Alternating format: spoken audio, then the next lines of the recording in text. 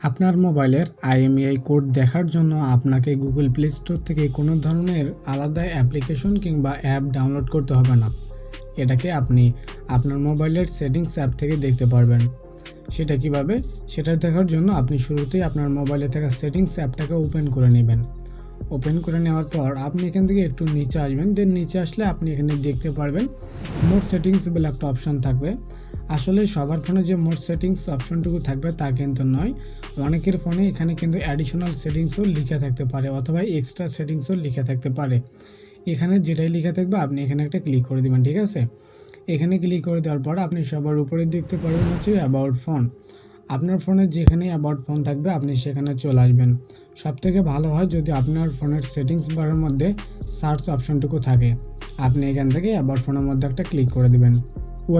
তো about phone সেকশনে click করার পর আমাদের সামনে এইরকম একটা ইন্টারফেস ওপেন হবে। এখানে আপনি মডেল নাম্বারের নিচে মূলত পরপর দুইটা সারিতেই আপনার মোবাইলের IMEI নাম্বারটুকু দেখতে পারবেন। মূলত একটা অ্যান্ড্রয়েড মোবাইলের দুইটা করে IMEI কোড হয়ে থাকে। এখন থেকে আপনি খুব সহজেই দেখতে পারবেন আপনার মোবাইলের IMEI কোড কোথায় আছে এবং কীভাবে কী অবস্থায় আছে।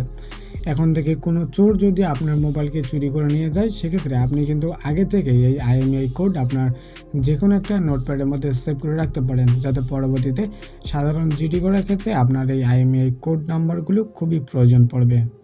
এই ছিল আমাদের আজকের ভিডিওটি যদি ভালো লাগে তাহলে অবশ্যই আমাদের ভিডিওটিতে একটি লাইক করবেন এবং এই ধরনের ইন্টারেস্টিং গুরুত্বপূর্ণ ভিডিও পেতে আমাদের চ্যানেলটিকে সাবস্ক্রাইব করতে পারেন। এবং আপনাদের জন্য আরও একটি বোনাস টিপস রয়েছে, সেটা হচ্ছে আমাদের ভিডিওর ডিসক্রিপশন বক্সে আমাদের ফেসবুক পেজ এবং টেলিগ্রাম চ্যানেলের লিঙ্ক সেখানে প্রোভাইড করা আছে।